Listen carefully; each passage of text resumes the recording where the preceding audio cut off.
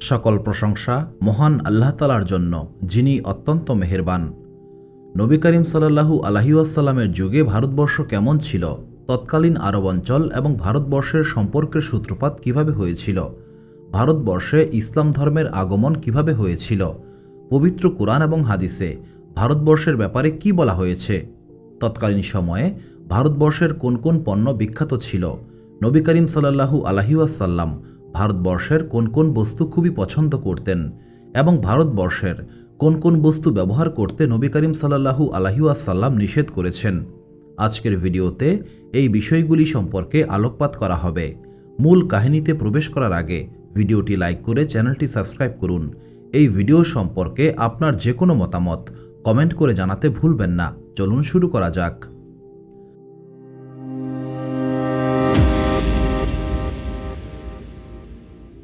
তৎকালীন সময়ের ভারতবর্ষ বর্তমান সময়ের মতো ছিল না। তখন ভারতের বিভিন্ন অঞ্চল ছোট ছোট রাজ্যে বিভক্ত ছিল। এই রাজ্যগুলিকে বিভিন্ন রাজারা শাসন করতেন।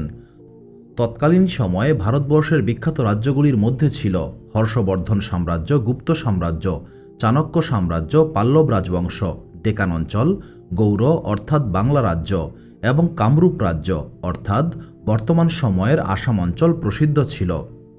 সময়ের পরিক্রমায় এই রাজ্যগুলির মাধ্যমেই বর্তমানকালের বাংলাদেশ, ভারত এবং পাকিস্তান গঠিত হয়েছে।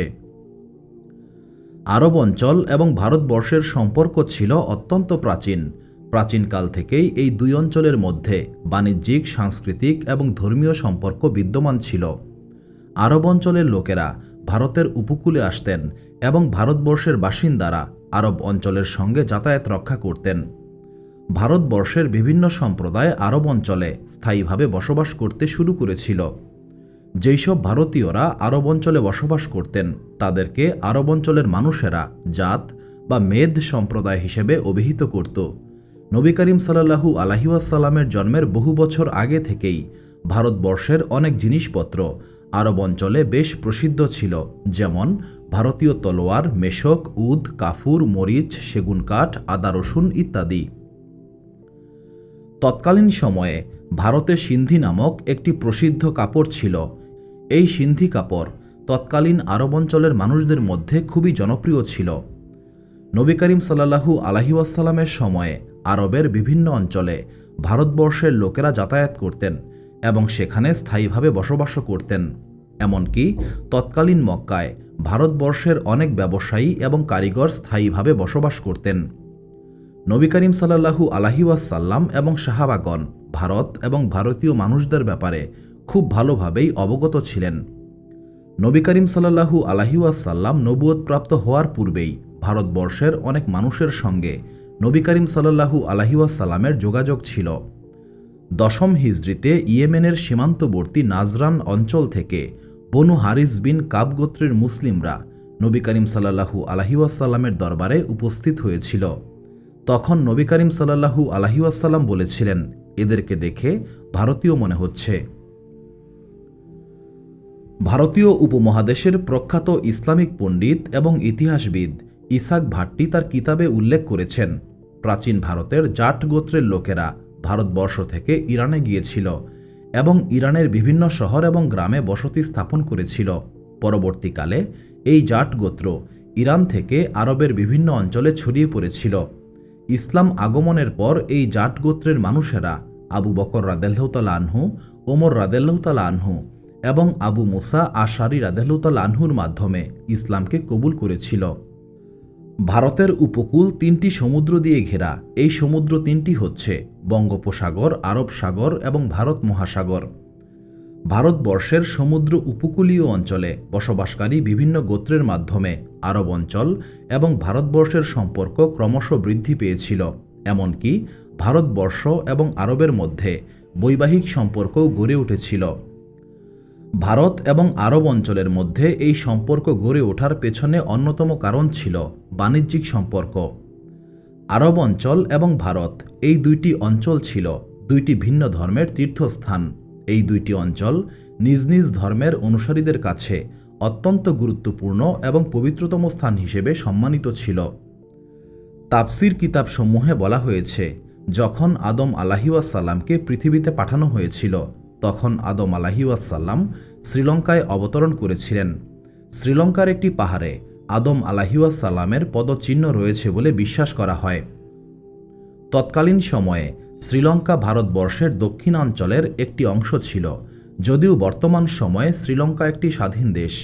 নবী করিম সাল্লাল্লাহু আলাইহি ওয়াসাল্লামের সময়ে শ্রীলঙ্কার নাম কী ছিল সেই বিষয়ে ইতিহাসবিদগণের মধ্যে মত পার্থক্য রয়েছে। কিছু ঐতিহাসিক গ্রন্থে বলা হয়েছে তৎকালীন সময়ে শ্রীলঙ্কার নাম ছিল শৃঙ্খল, কিন্তু হিন্দু এবং বৌদ্ধ ধর্মের প্রাচীন কিতাব এবং নথিপত্রে দেখা যায় তৎকালীন সময়ে শ্রীলঙ্কার নাম ছিল লঙ্কা।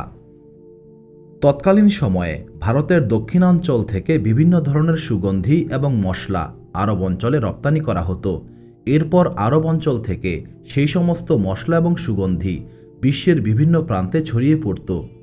বিভিন্ন তাফসির কিতাবে বর্ণিত হয়েছে, যখন আদম আলাইহিওয়াসাল্লামকে দুনিয়াতে পাঠানো হয়েছিল তখন আদম আলাইহিওয়াসাল্লাম জান্নাত থেকে এই সমস্ত মশলা এবং সুগন্ধি নিয়ে এসেছিলেন। আরেকটি রেওয়ায়েত অনুসারে পেয়ারা ছিল জান্নাতের ফল। আদম আলাইহিওয়াসাল্লামের কারণে ভারতবর্ষে প্রচুর পেয়ারা উৎপন্ন হতো। এই দুনিয়ার প্রথম ওহী নাজিল করা হয়েছিল আদম আলাইহিওয়াসাল্লামের উপর। যেহেতু আদম আলাইহিওয়াসাল্লাম জান্নাত থেকে ভারতে এসেছিলেন, এই কারণে সর্বপ্রথম ওহী এই ভারতবর্ষেই নাজিল করা হয়েছিল। এই কারণে ভারতবর্ষের সঙ্গে ইসলাম ধর্মের একটি প্রাচীন সম্পর্ক রয়েছে। একবার নবী করিম সাল্লাল্লাহু আলাইহি ওয়াসাল্লাম সাহাবীদের উদ্দেশ্য করে বলেছিলেন, ভারতের দিক থেকে আমি একটি সুগন্ধ পাচ্ছি। যদিও তাফসিরবিদগণ এই হাদিসটিকে দুর্বল বলেছেন, তবু এই রেওয়ায়েতটি প্রমাণ করে যে ভারতবর্ষের সঙ্গে মুসলিমদের সম্পর্ক অত্যন্ত প্রাচীন। আদম আলাইহিওয়াসাল্লাম ভারতবর্ষ থেকে মহান আল্লাহ তাআলার আদেশে মক্কায় চলে আসেন এবং সেখানে বাইতুল্লাহ অর্থাৎ কাবাঘর নির্মাণ করেন। এইভাবে আদম আলাইহিওয়াসাল্লামের মাধ্যমে ভারতবর্ষ এবং আরবের মধ্যে যোগাযোগ স্থাপিত হয়েছিল। প্রাচীনকাল থেকেই সমুদ্রপথে ভারত এবং আরবের মধ্যে ঘনিষ্ঠ সম্পর্ক ছিল। ভারত থেকে আরবে মশলা, ভেষজ উদ্ভিদ, কাপড় এবং অন্যান্য জিনিস রপ্তানি করা হতো।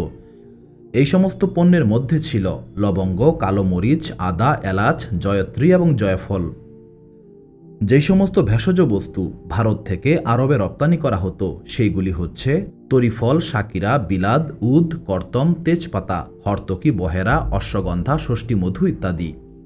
ভারত থেকে অন্যান্য যে সমস্ত জিনিস আরবে রপ্তানি করা হতো সেইগুলি হচ্ছে পান, সুপারি, হিন্দুস্থানি খেজুর, কলা, নারকেল, সুগন্ধি আতপ চাল, গম ইত্যাদি।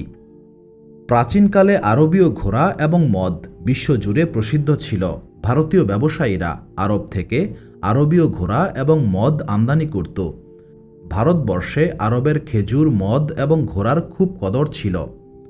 আরবের এই সমস্ত পণ্য ভারতে আমদানি করে ভারতের দক্ষিণাঞ্চলে নিয়ে আসা হতো এবং সেখান থেকে এই সমস্ত পণ্য সমস্ত ভারতবর্ষে ছড়িয়ে পড়ত। বাণিজ্যিক কারণে ভারতের উপকূলীয় অঞ্চলে আরবদের জনবসতি গড়ে উঠেছিল। আরবদের কারণে ভারতের শিল্প এবং সংস্কৃতিতে একটি বড় পরিবর্তন ঘটেছিল। আরবদের কারণে ভারতীয়রা তলোয়ার তৈরি, অস্ত্র নির্মাণ এবং জাহাজ নির্মাণের ক্ষেত্রে ব্যাপক উন্নতি সাধন করেছিল। তৎকালীন সময়ে আরব অঞ্চলে কাঁচা লোহা উত্তোলন করা হতো। এই কারণে আরবের লোকেরা খুব উন্নত মানের তলোয়ার তৈরি করতে পারত। এই তলোয়ার আরব থেকে ভারতে রপ্তানি করা হতো। পরবর্তীকালে ভারতীয়রা আরবদের কাছে এই তলোয়ার বানানো শিখে নিয়েছিল। আরবরা জাহাজ নির্মাণে খুবই দক্ষ ছিল। তৎকালীন সময়ে আরবীয় জাহাজ সমস্ত বিশ্বে প্রসিদ্ধ ছিল। আরব এবং ভারতের বেশিরভাগ বাণিজ্য তখন সমুদ্র পথেই হতো। আরবীয় নাবিকরা যখন সমুদ্র পথে ভারতীয় উপকূলে আসত, তখন সমুদ্রের জোয়ার ভাটা এবং সমুদ্রের শক্তিশালী ঢেউয়ের কারণে জাহাজগুলিকে মেরামত করার প্রয়োজন হতো। এই জন্য আরবীয় নাবিকরা স্থানীয় ভারতীয়দের সাহায্য নিত। এইভাবে উপকূল অঞ্চলে ভারতীয়রা জাহাজ নির্মাণে বিশেষ দক্ষতা অর্জন করেছিল। এইভাবে ধীরে ধীরে ভারতে একটি সমৃদ্ধ জাহাজ শিল্প গড়ে উঠেছিল। তৎকালীন সময়ে আরব অঞ্চলের মানুষেরা বেশিরভাগ সময় খাদ্য হিসেবে গোশত আহার করত। গোশত এবং খেজুর ছিল আরব অঞ্চলের প্রধান খাদ্য। আরব অঞ্চলের নাবিকরা যখন ভারতে আসত তখনও তারা গোশত আহার করত, কিন্তু ভারতবর্ষে গোশত খাওয়ার প্রচলন একেবারেই ছিল না। ভারতীয়রা ধর্মীয় কারণে গোশত খাওয়াকে নিষিদ্ধ মনে করত। এই কারণে ভারতীয় উপকূলে গড়ে ওঠা আরবীয় বসতিগুলির মাধ্যমে আরবীয় নাবিকরা তাদের খাদ্যের চাহিদা মেটাত। ভারতীয় উপকূলে বসবাসকারী আরবরা এই নাবিকদের খাদ্য সরবরাহ করত। যেহেতু আদম আলাইহিসসালাম এই ভারতবর্ষেই অবতরণ করেছিলেন, এই কারণে মুসলিমরা বিশ্বাস করে ভারত হচ্ছে মুসলিমদের প্রাচীন ভূমি। কিছু কিতাবে উল্লেখ করা হয়েছে ভারতবর্ষের নামকরণ আরবরাই করেছিল। তৎকালীন আরব অঞ্চলের মানুষেরা নিজেদের শারীরিক গঠন এবং সৌন্দর্যের কারণে নিজেদেরকে শ্রেষ্ঠ বা উন্নত মনে করত। আরব অঞ্চলের মানুষদের তুলনায় ভারতীয় উপমহাদেশের মানুষেরা অপেক্ষাকৃত কালো এবং উচ্চতায় খাটো হওয়ার কারণে আরব অঞ্চলের মানুষেরা ভারতীয়দেরকে মেদ নামে ডাকত। মেদ শব্দটি তারা এমন মানুষের জন্য ব্যবহার করত যারা কালো বা আরবি বলতে পারে না বা বুঝতে পারে না। পরবর্তীকালে সিন্ধু নদীর কারণে ভারতীয় উপমহাদেশ হিন্দ নামে পরিচিতি লাভ করেছিল। একইভাবে খৈবর অঞ্চল থেকে আগত আর্যরা এই অঞ্চলের নাম দিয়েছিল হিন্দুস্তান। পরবর্তীকালে ফার্সি ভাষার উচ্চারণের কারণে হিন্দুস্তান থেকে হিন্দুস্তানে রূপ নিয়েছিল। মজার ব্যাপার হচ্ছে হিন্দ শব্দটি আরবদের মধ্যে একটি বিশেষ মর্যাদা পেয়েছিল। যেমন ফার্সি ভাষায় লায়লা শব্দটি অত্যন্ত সুন্দর এবং প্রিয় নাম হিসেবে বিবেচনা করা হয়। সম্ভবত এই কারণেই আরব অঞ্চলের মানুষেরা তাদের মেয়েদের নাম হিন্দ বা হিন্দা রাখতেন। নবী করিম সাল্লাল্লাহু আলাইহি ওয়াসাল্লামের সাহাবীগণ ভারতবর্ষের মানুষ এবং এখানকার পণ্য সামগ্রী সম্পর্কে খুব ভালোভাবেই অবগত ছিলেন। কিছু হাদিসে বলা হয়েছে আদম আলাইহি ওয়াসাল্লাম সর্বপ্রথম ভারতের ভূমিতে অবতরণ করেছিলেন। অন্য একটি রেওয়ায়েতে উল্লেখ করা হয়েছে তিনি ভারতের দক্ষিণাঞ্চলে অবতরণ করেছিলেন। আলেমদের মতে এখানে দখন বা দখনা শব্দের দ্বারা শ্রীলঙ্কাকে বোঝানো হয়েছে। ইবনে আব্বাস রাদিয়াল্লাহু তাআলা আনহু থেকে বর্ণিত, নবী করিম সাল্লাল্লাহু আলাইহি ওয়াসাল্লাম বলেছেন, আদম আলাইহি ওয়াসাল্লাম প্রথমে মক্কার বাইতুল্লাহ শরীফে অবতরণ করেছিলেন এবং তারপর সেখান থেকে ভারতবর্ষে গিয়েছিলেন। প্রসিদ্ধ তাবেঈ আতা ইবনে আবি রাবাহ রাহিমাতুল্লাহ থেকে বর্ণিত, আদম আলাইহি ওয়াসাল্লাম ভারতের ভূমিতে অবতরণ করেছিলেন এবং তিনি জান্নাত থেকে নিয়ে আসা মশলা এবং সুগন্ধি ভারতের মাটিতে রোপণ করেছিলেন। আদম আলাইহি ওয়াসাল্লামের মাধ্যমেই ভারতে সুগন্ধি এবং মশলা এসেছিল। নবী করিম সাল্লাল্লাহু আলাইহি ওয়াসাল্লামের যুগে ভারতবর্ষ একটি পরিচিত অঞ্চল ছিল। আদম আলাইহি ওয়াসাল্লামের কারণে সাহাবাগণ ভারতবর্ষের প্রতি যথেষ্ট সম্মান দেখাতেন। তবে সবচেয়ে গুরুত্বপূর্ণ বিষয় হচ্ছে নবী করিম সাল্লাল্লাহু আলাইহি ওয়াসাল্লাম ভারতবর্ষে একটি জিহাদের ভবিষ্যৎবাণী করেছিলেন। এই জিহাদে যারা অংশগ্রহণ করবে তাদেরকে জাহান্নামের আগুন থেকে মুক্তির সুসংবাদ দিয়েছেন।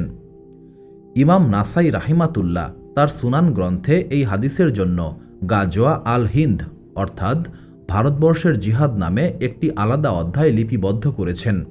ইমাম তিরমিজি রাহিমাতুল্লাহ এই হাদিসের সনদকে উত্তম হিসেবে অভিহিত করেছেন।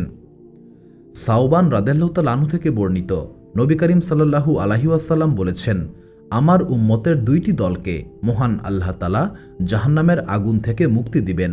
একটি দল যারা ভারতবর্ষে জিহাদ করবে এবং অপর দল যারা ঈসা ইবনে মারিয়াম আলাইহিস সালামের সঙ্গ লাভ করবে। এই সুসংবাদের উপর ভিত্তি করে আবু হুরায়রা রাদিয়াল্লাহু তাআলা আনহু ভারতবর্ষের জিহাদে অংশ নেওয়ার ইচ্ছা প্রকাশ করেছিলেন। মুসনাদে আহমদ এবং সুনানে নাসাইতে আবু হুরায়রা রাদিয়াল্লাহু তাআলা আনহু থেকে বর্ণিত হাদিসে নবী করিম সাল্লাল্লাহু আলাইহি ওয়াসাল্লাম গাজওয়া আল হিন্দের ব্যাপারে ভবিষ্যৎবাণী করেছেন। আবু হুরায়রা রাদিয়াল্লাহু তাআলা আনহু বলেছেন, যদি আমি এই জিহাদে অংশ নিতে পারি তবে আমার জান এবং মাল কোরবান করব, আর যদি আমি শহীদ হই তবে সর্বোত্তম শহীদ হব, আর যদি আমি জীবিত ফিরে আসি তবে আমি জাহান্নামের আগুন থেকে মুক্ত হয়ে যাব। নবী করিম সাল্লাল্লাহু আলাইহি ওয়াসাল্লাম মুসা আলাইহি ওয়াসাল্লামের উম্মতগণকে জাট সম্প্রদায়ের সঙ্গে তুলনা করেছেন। জাট হচ্ছে এমন একটি সম্প্রদায় যারা প্রাচীন ভারতে বসবাস করত। প্রখ্যাত হাদিস গ্রন্থ সুনান তিরমিজিতে উল্লেখ করা হয়েছে, আবদুল্লাহ ইবনে মাসুদ রাদিয়াল্লাহু তাআলা আনহু জিন জাতিকে জাট জাতির সঙ্গে তুলনা করেছেন। সিরাত ইবনে হিশামে উল্লেখ করা হয়েছে, ইয়েমেনের নাজরান অঞ্চল থেকে বনু কাব গোত্রের একটি দল নবী করিম সাল্লাল্লাহু আলাইহি ওয়াসাল্লামের দরবারে এসে উপস্থিত হয়েছিল। তখন নবী করিম সাল্লাল্লাহু আলাইহি ওয়াসাল্লাম এই লোকদের দৈহিক গঠন দেখে বলেছিলেন, এরা কি ভারতীয়? নবী করিম সাল্লাল্লাহু আলাইহি ওয়াসাল্লামের যুগে ভারতবর্ষের অনেক জিনিস আরব অঞ্চলের মানুষেরা ব্যবহার করত। এই জিনিসগুলির মধ্যে ছিল কর্পূর, আদা, ভারতীয় বাদাম, তেল, কস্তুরি, মেশক, নারকেল, ভারতীয় তলোয়ার, ভারতীয় কাপড় ইত্যাদি। বিভিন্ন হাদিস গ্রন্থে এই সমস্ত বস্তুর ব্যাপারে উল্লেখ করা হয়েছে।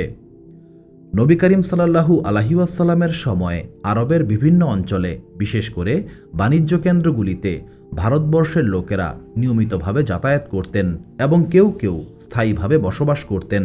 তখন মক্কা নিজেই একটি বড় ধর্মীয় এবং বাণিজ্যিক কেন্দ্র ছিল। কুরাইশ বণিকদের নেতৃত্বে ইয়েমেন থেকে শাম দেশ অর্থাৎ বর্তমান সিরিয়া পর্যন্ত বাণিজ্য পথে ভারতীয় বণিক এবং কারিগররাও সক্রিয় ছিলেন।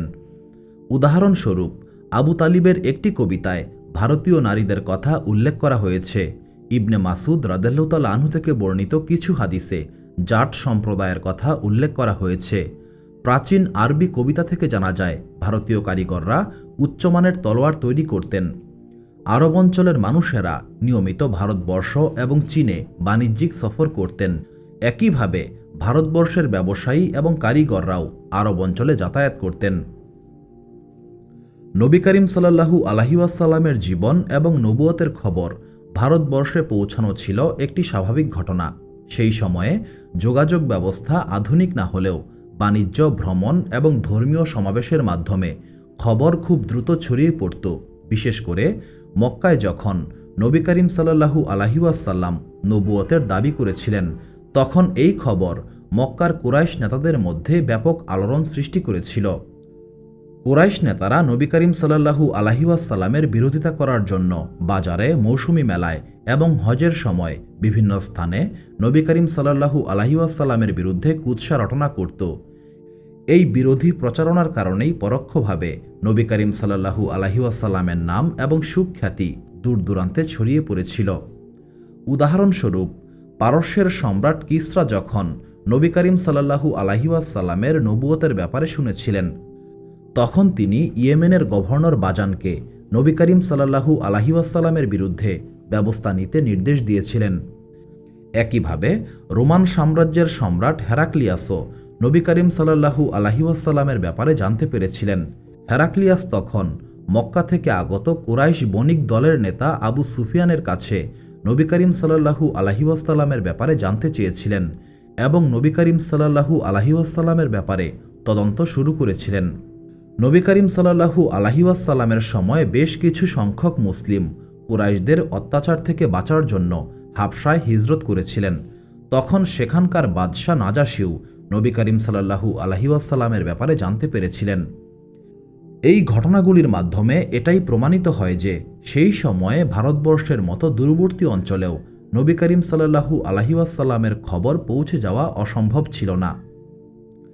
তবে ঐতিহাসিক সূত্রে এমন সুস্পষ্ট কোনো প্রমাণ পাওয়া যায় না যে নবুয়তের প্রাথমিক পর্যায়ে অর্থাৎ নবী করিম সাল্লাল্লাহু আলাইহি ওয়াসাল্লামের মক্কার জীবনের খবর ভারতবর্ষে ব্যাপকভাবে আলোচিত হয়েছিল কিনা।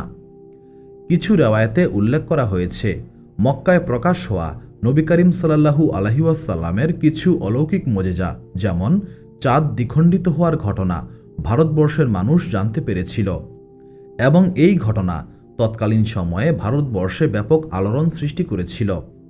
নবী করিম সাল্লাল্লাহু আলাইহি ওয়াসাল্লাম মক্কা থেকে মদিনায় হিজরত করার পরের সময়টা অত্যন্ত গুরুত্বপূর্ণ।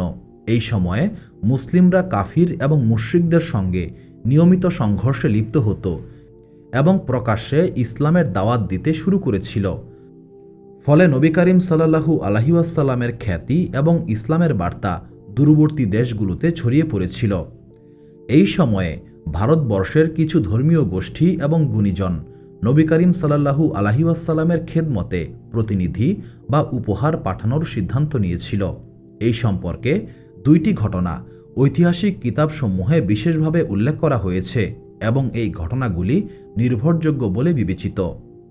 প্রথম ঘটনা, শ্রীলঙ্কা অর্থাৎ তৎকালীন সিংহল দ্বীপ থেকে সন্ন্যাসীদের পক্ষ থেকে একটি দলকে মদিনায় পাঠানো হয়েছিল। তাদের উদ্দেশ্য ছিল নবী করিম সাল্লাল্লাহু আলাইহি ওয়াসাল্লাম এবং ইসলাম সম্পর্কে সরাসরি তথ্য সংগ্রহ করা। সন্ন্যাসীদের এই দলের মাধ্যমেই শ্রীলঙ্কার মানুষ নবী করিম সাল্লাল্লাহু আলাইহি ওয়াসাল্লামের ব্যাপারে জানতে পেরেছিল এবং এরই মাধ্যমে সন্ন্যাসী দলটি ইসলামের প্রতি আকৃষ্ট হয়েছিল। দ্বিতীয় ঘটনা, ভারতবর্ষের একজন স্থানীয় রাজা নবী করিম সাল্লাল্লাহু আলাইহি ওয়াসাল্লামের জন্য আদা উপহার হিসেবে পাঠিয়েছিলেন। নবী করিম সাল্লাল্লাহু আলাইহি ওয়াসাল্লাম এই উপহার গ্রহণ করেছিলেন এবং সাহাবীদের সঙ্গে ভাগ করে খেয়েছিলেন। এখানে একটা বিষয় উল্লেখ করা প্রয়োজন। বর্তমান সময়ে আদাকে খুবই সাধারণ একটি মশলা মনে হলেও তৎকালীন সময়ে আদা ছিল অনেক দামি একটি মশলা। আদা তখন এতটাই দামি ছিল যে শুধুমাত্র রাজা বাদশাগণ আদা ব্যবহার করতে পারতেন। সাধারণ মানুষ কিংবা দরিদ্র মানুষের জন্য আদা ক্রয় ক্ষমতার বাহিরে ছিল। চতুর্থ হিজরির বিখ্যাত নাবিক এবং পর্যটক শাহরিয়ার নাখুদা তার বিখ্যাত গ্রন্থ আজাইবুল হিন্দে ভারতবর্ষ এবং ভারতীয় উপকূলীয় অঞ্চলের বিস্তারিত বিবরণ দিয়েছেন। তিনি বিশেষভাবে উল্লেখ করেছেন শ্রীলঙ্কার যোগী এবং সন্ন্যাসীদের পাঠানো একটি দলের কথা। সন্ন্যাসীদের দলের মাধ্যমেই শ্রীলঙ্কার মানুষ নবী করিম সাল্লাল্লাহু আলাইহি ওয়াসাল্লাম এবং ইসলাম সম্পর্কে জানতে পেরেছিল। এর ফলে ইসলামের প্রতি শ্রীলঙ্কার মানুষের একটি গভীর আকর্ষণ সৃষ্টি হয়েছিল। উদাহরণস্বরূপ, শ্রীলঙ্কার মানুষ জানতে পেরেছিল মুসলিম জাহানের দ্বিতীয় খলিফা ওমর রাদিয়াল্লাহু তাআলা আনহু সাদা কাপড় পরিধান করতেন। এই খবরে শ্রীলঙ্কার মানুষ এতটাই প্রভাবিত হয়েছিল যে তারাও সাদা কাপড় পরিধান করতে শুরু করেছিল। এরই মাধ্যমে মুসলিমদের সঙ্গে মেলামেশা করতে তারা উৎসাহী হয়েছিল। শাহরিয়ার নাখুদা তার কিতাবে আরও উল্লেখ করেছেন, নবী করিম সাল্লাল্লাহু আলাইহি ওয়াসাল্লামের নবুয়ত থেকে চতুর্থ হিজরি পর্যন্ত মুসলিম এবং ইসলাম ধর্ম শ্রীলঙ্কার মানুষের আগ্রহের কেন্দ্রবিন্দুতে ছিল। শ্রীলঙ্কার মানুষেরা মুসলিমদের সঙ্গে সুসম্পর্ক বজায় রাখত। এই ঘটনাগুলির মাধ্যমে শুধুমাত্র শ্রীলঙ্কা নয়, বরং ভারতবর্ষের আশেপাশের সমস্ত অঞ্চল, বিশেষ করে উপকূলীয় এলাকায় ইসলাম এবং নবী করিম সাল্লাল্লাহু আলাইহি ওয়াসাল্লামের সুখ্যাতি ছড়িয়ে পড়ার বিষয়টি স্পষ্ট প্রমাণিত হয়। কিছু রেওয়ায়েতে উল্লেখ করা হয়েছে, নবী করিম সাল্লাল্লাহু আলাইহি ওয়াসাল্লামের জীবনোদ্দশাতেই তার সুখ্যাতি ভারতবর্ষ হয়ে চীন পর্যন্ত পৌঁছে গিয়েছিল। ধারণা করা হয় শ্রীলঙ্কার বেকর বা বকর নিসিয়া নামক একটি সম্প্রদায়ের পক্ষ থেকে একটি দলকে মদিনায় পাঠানো হয়েছিল। ইতিহাস গ্রন্থ থেকে জানা যায় এই সম্প্রদায়ের মানুষেরা অত্যন্ত সাধারণ জীবনযাপন করত। তারা জীবনের বেশিরভাগ সময় তপস্যা করে কাটাত। বেশিরভাগ সময় এই সম্প্রদায়ের মানুষেরা উলঙ্গ অবস্থায় থাকত, শুধুমাত্র সামনে এবং পেছনে সামান্য কাপড় জড়িয়ে রাখত। শীতকালে তারা চটের কাপড় জড়িয়ে নিত। এই সম্প্রদায়ের অল্প কিছু মানুষ রঙিন ধুতি পরত এবং শরীরে শ্মশানের ছাই মাখত। তবে এই সম্প্রদায়ের মানুষ মাথায় চুল এবং মুখে দাড়ি রাখত না। এই সম্প্রদায়ের তপস্বী মানুষেরা পুরুষ মানুষের মাথার খুলি দিয়ে বানানো পাত্রে খাবার গ্রহণ করত, কারণ তারা বিশ্বাস করত এই খাবার গ্রহণ করলে দুনিয়ার প্রতি মোহ কমে যায় এবং জীবনের ক্ষণস্থায়ী রূপ সম্পর্কে সচেতন হওয়া যায়। যখন আরব ব্যবসায়ীদের মাধ্যমে বা অন্য কোনো উপায়ে এই সন্ন্যাসী সম্প্রদায় নবী করিম সাল্লাল্লাহু আলাইহি ওয়াসাল্লামের খবর জানতে পেরেছিল, তখন তারা নবী করিম সাল্লাল্লাহু আলাইহি ওয়াসাল্লামের ব্যাপারে ভালোভাবে খোঁজ খবর নেওয়ার জন্য একটি দলকে পাঠিয়েছিল। তবে এটা স্পষ্ট নয় যে সেই দলটি পরবর্তীকালে ইসলাম কবুল করেছিল কিনা। সন্ন্যাসীদের এই দলটির মাধ্যমে উক্ত অঞ্চলে ইসলাম ধর্ম যথেষ্ট পরিমাণ পরিচিতি লাভ করেছিল। ফলে শ্রীলঙ্কান মানুষের জীবনযাপনে অনেক পরিবর্তন এসেছিল।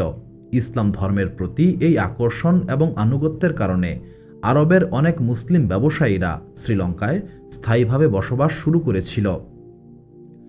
আরবের বেশ কিছু মহিলা ব্যবসায়ী শ্রীলঙ্কায় এসেছিলেন। এই মহিলা ব্যবসায়ীদের উদ্দেশ্য ছিল মূলত দুইটি: এক, বাণিজ্য; দুই, শ্রীলঙ্কান মহিলাদের ইসলামের দাওয়াত দেওয়া। আরবের মহিলারা যখন আরবে ফিরে যাচ্ছিল, তখন শ্রীলঙ্কার বাদশাহ তাদের সম্মানে একটি জাহাজ উপহার দিয়েছিলেন। কিন্তু সিন্ধু উপকূলে মেদ নামক একদল সামুদ্রিক জলদস্যু এই জাহাজটিকে লুট করে মহিলাদেরকে বন্দী করেছিল। এই ঘটনার প্রতিশোধ নেওয়ার জন্য পরবর্তীকালে মুহাম্মদ বিন কাসেম সিন্ধু অঞ্চল আক্রমণ করেছিলেন। মক্কা থেকে মদিনায় হিজরতের পর নবী করিম সাল্লাল্লাহু আলাইহি ওয়াসাল্লামের খ্যাতি আরবের সীমানা পেরিয়ে আশেপাশের অঞ্চলসমূহে ছড়িয়ে পড়েছিল। তখন ভারতবর্ষের অনেক রাজা বাদশারা নবী করিম সাল্লাল্লাহু আলাইহি ওয়াসাল্লামকে উপহার পাঠিয়েছিল। প্রসিদ্ধ মুহাদ্দিস ইমাম আবদুল্লাহ আল হাকিম তার মুস্তাদরাক গ্রন্থে আবু সাঈদ খুদরি রাদিয়াল্লাহু তাআলা আনহু থেকে বর্ণিত একটি হাদিস উল্লেখ করেছেন। সেখানে বলা হয়েছে, ভারতবর্ষের একজন রাজা নবী করিম সাল্লাল্লাহু আলাইহি ওয়াসাল্লামের খিদমতে আদা ভর্তি একটি কলস পাঠিয়েছিলেন। নবী করিম সাল্লাল্লাহু আলাইহি ওয়াসাল্লাম নিজে আদা খেয়েছিলেন এবং সাহাবাদেরকে খেতে দিয়েছিলেন।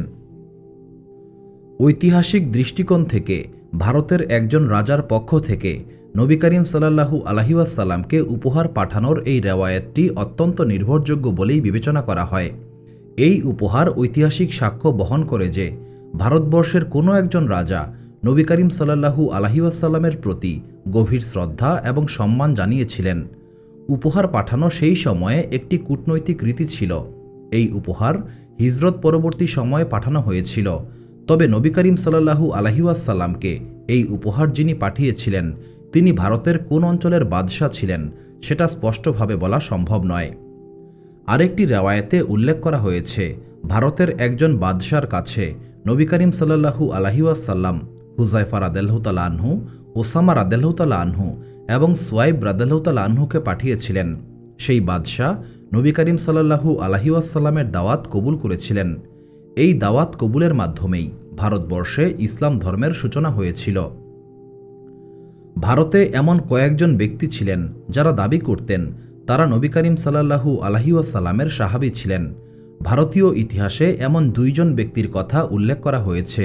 এদের মধ্যে একজন হলেন সারাবাত অঞ্চলের বাদশাহ এবং অপরজন হলেন বাবা রতন হিন্দি। এই দুইজন ব্যক্তি নিজেদেরকে নবী করিম সাল্লাল্লাহু আলাইহি ওয়াসাল্লামের সাহাবী বলে দাবি করতেন। এই সমস্ত রেওয়ায়েত থেকে বুঝতে পারা যায় নবী করিম সাল্লাল্লাহু আলাইহি ওয়াসাল্লামের জীবনোদ্দশায় ইসলামের দাওয়াত ভারতবর্ষে পৌঁছানো হয়েছিল।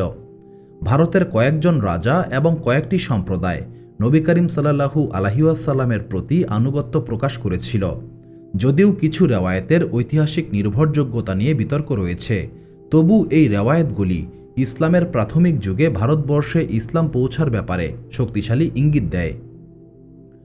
মুজাফফর বিন আসাদ হানাফি তার কিতাবে উল্লেখ করেছেন, তিনি সারাবাত হিন্দিকে বলতে শুনেছেন তিনি নবী করিম সাল্লাল্লাহু আলাইহি ওয়াসাল্লামকে 2 বার মক্কায় এবং 1 বার মদিনায় দেখেছেন। সারাবাত হিন্দি বলেছেন, নবী করিম সাল্লাল্লাহু আলাইহি ওয়াসাল্লাম ছিলেন সবচেয়ে সুন্দর এবং তার গড়ন ছিল মাঝারি।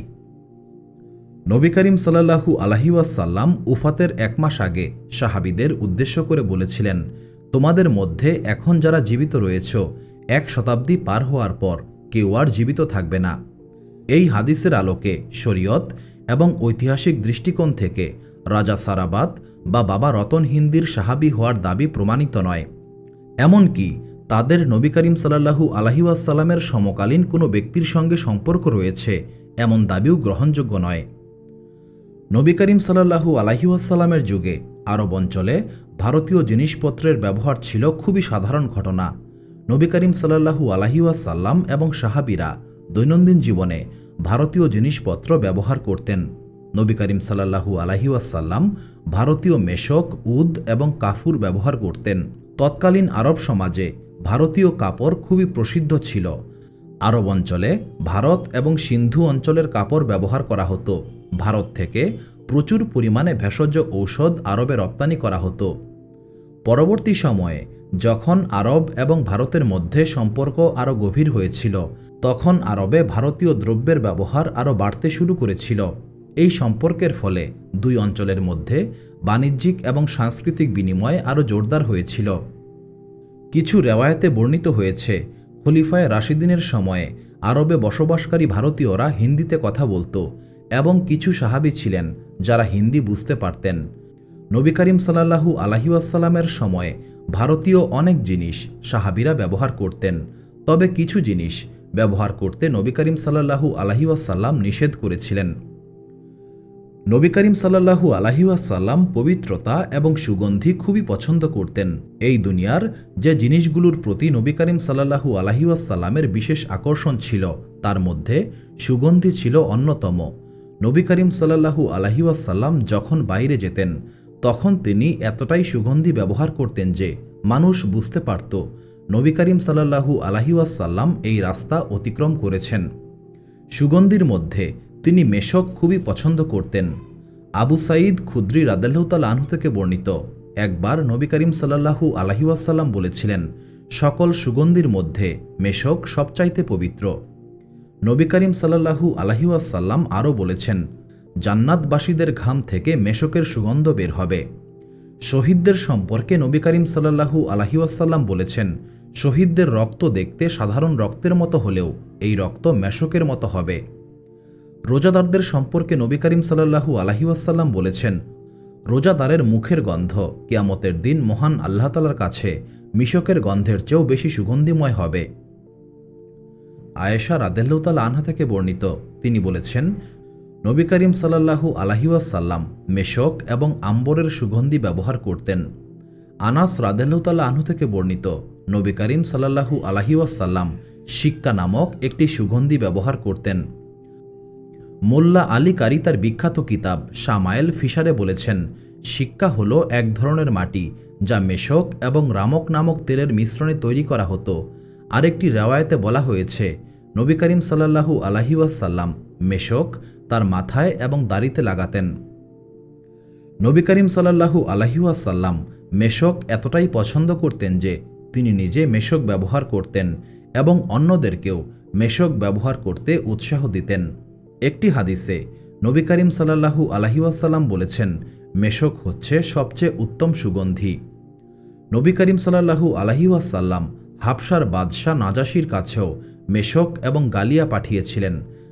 হাবশার বাদশাহ নাজাশি জীবনভর নবী করিম সাল্লাল্লাহু আলাইহি ওয়াসাল্লামের সম্মানে মেশক ব্যবহার করেছেন। এমনকি নাজাশির দাফনে নবী করিম সাল্লাল্লাহু আলাইহি ওয়াসাল্লামের পাঠানো মেশক ব্যবহার করা হয়েছিল। নবী করিম সাল্লাল্লাহু আলাইহি ওয়াসাল্লামকে অনুসরণ করে সাহাবায়ে কেরাম মেশক ব্যবহার করতেন। এই কারণে মেশক মুসলিমদের কাছে অত্যন্ত প্রিয় সুগন্ধি হয়ে উঠেছিল এবং মেশক ব্যবহার করাকে মুসলিমরা সুন্নত হিসেবে গণ্য করত। একবার একজন সাহাবী বলেছিলেন, যদি নবী করিম সাল্লাল্লাহু আলাইহি ওয়াসাল্লাম মেশক ব্যবহার না করতেন তবে আমি কখনোই মেশক ব্যবহার করতাম না। নবী করিম সাল্লাল্লাহু আলাইহি ওয়াসাল্লামের যুগে মদিনায় মেশক, কাফুর এবং অন্যান্য সুগন্ধির ব্যবহার এতটাই বেড়ে গিয়েছিল যে দার নামক একটি সুগন্ধি ব্যবসায়ী সম্প্রদায় মদিনায় বসতি স্থাপন করেছিল। এই সম্প্রদায় শুধুমাত্র সুগন্ধির ব্যবসা করত। দার হচ্ছে প্রাচীন ভারতের একটি সম্প্রদায়। এই সম্প্রদায়ের মানুষেরা সুগন্ধি ব্যবসার জন্য বিখ্যাত ছিল। ৬৩ হিজরিতে মদিনায় একটি উল্লেখযোগ্য ঘটনা ঘটেছিল। মাশরাব বিন আকরা শাম দেশ থেকে মদিনায় আক্রমণ করেছিলেন এবং মদিনার পূর্বে হিরা নামক স্থানে অবস্থান নিয়েছিলেন। এই যুদ্ধে দার সম্প্রদায়ের ৪০০ সুগন্ধি ব্যবসায়ী মদিনাবাসীর পক্ষে অংশ নিয়েছিলেন। নবী করিম সাল্লাল্লাহু আলাইহি ওয়াসাল্লাম বলেছেন, মেশক হচ্ছে জান্নাতের সুগন্ধ। নবী করিম সাল্লাল্লাহু আলাইহি ওয়াসাল্লাম উদ এবং কাফুরের মিশ্রিত সুগন্ধি খুবই পছন্দ করতেন। নবী করিম সাল্লাল্লাহু আলাইহি ওয়াসাল্লাম মাঝে মধ্যেই উদ এবং কাফুর মিশ্রণ করে ধূপ বানিয়ে আগুন জ্বালিয়ে সুগন্ধি ধোঁয়ার সৃষ্টি করতেন। একবার ওমর রাদিয়াল্লাহু তাআলা আনহু উপহার হিসেবে সামান্য পরিমাণ উদ পেয়েছিলেন। তখন তিনি বলেছিলেন, এই উদ মসজিদে জ্বালিয়ে দাও, যাতে সাধারণ মুসলিমরা এই সুগন্ধ উপভোগ করতে পারে। এরপর থেকে মসজিদে নববীতে উদের সুগন্ধি জ্বালানো খলিফায়ে রাশিদিনের সুন্নত হয়ে যায় এবং এটা কয়েক শতাব্দী পর্যন্ত প্রচলিত ছিল।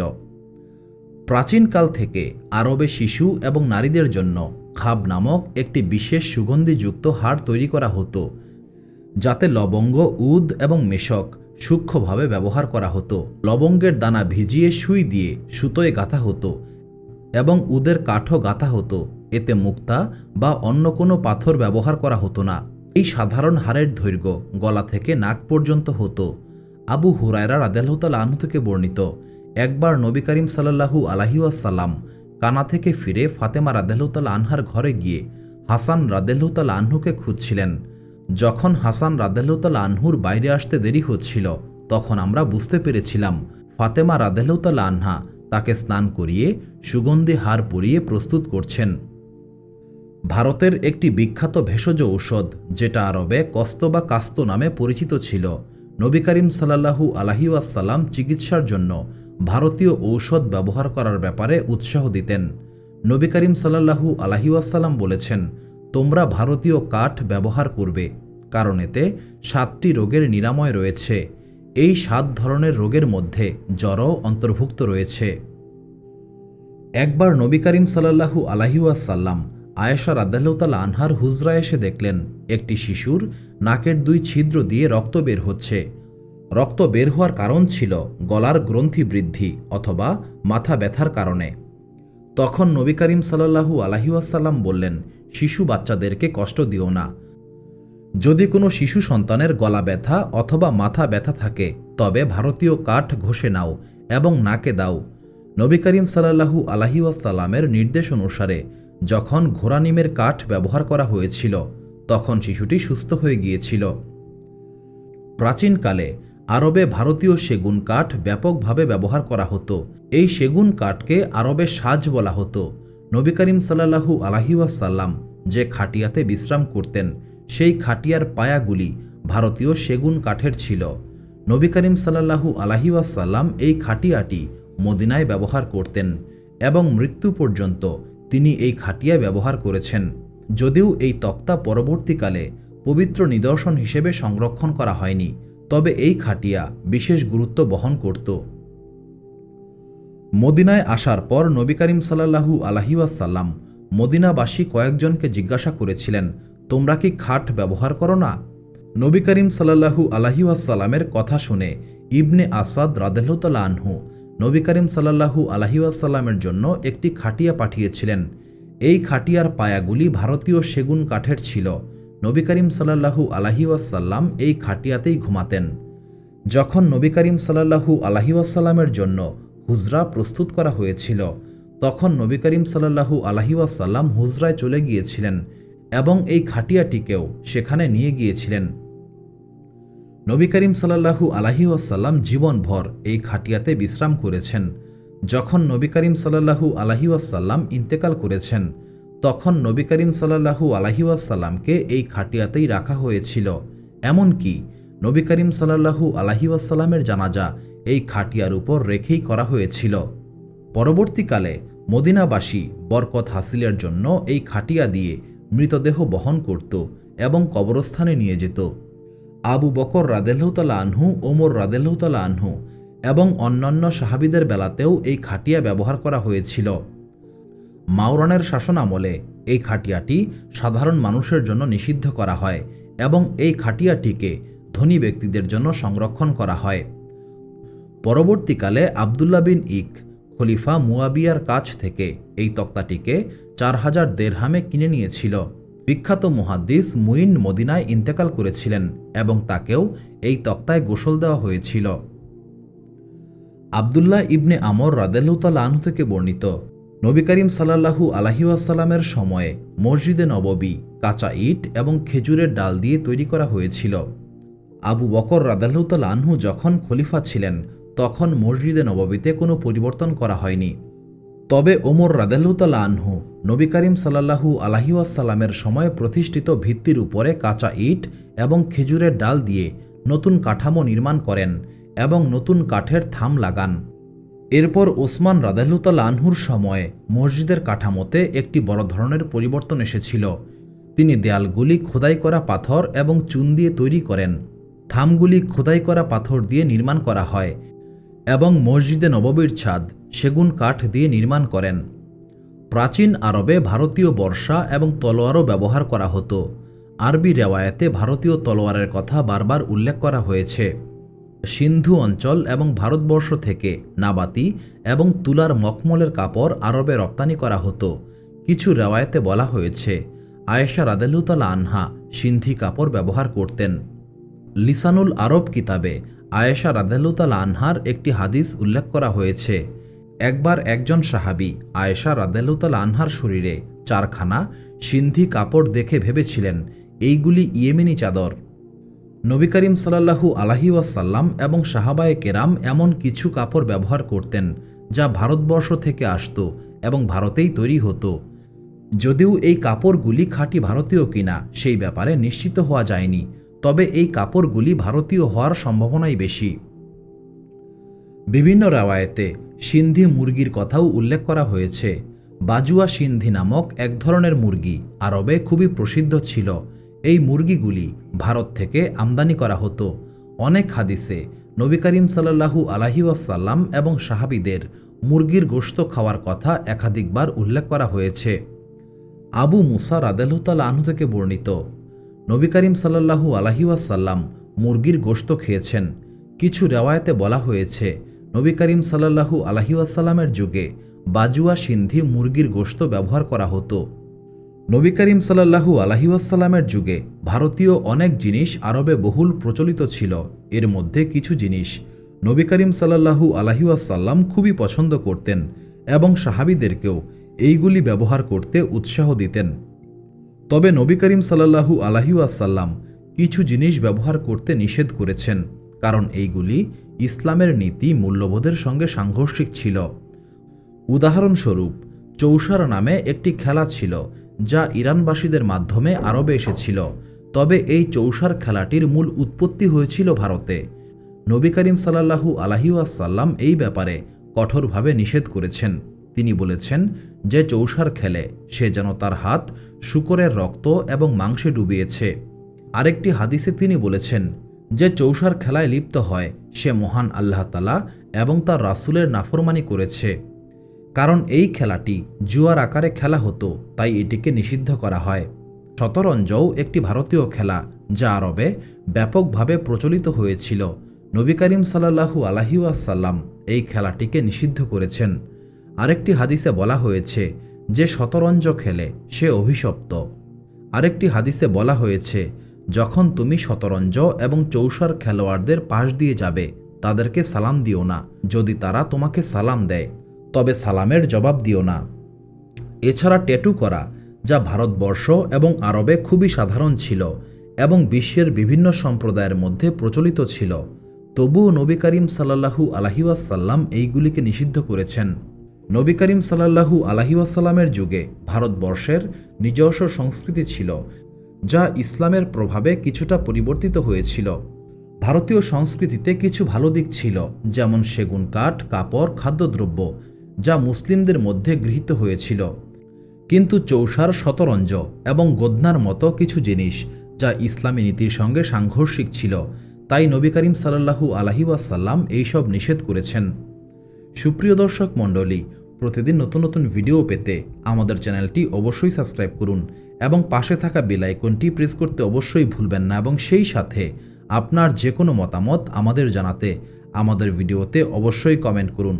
আশা করি আপনারা সবাই ভালো থাকবেন এবং সুস্থ থাকবেন। আসসালামু আলাইকুম।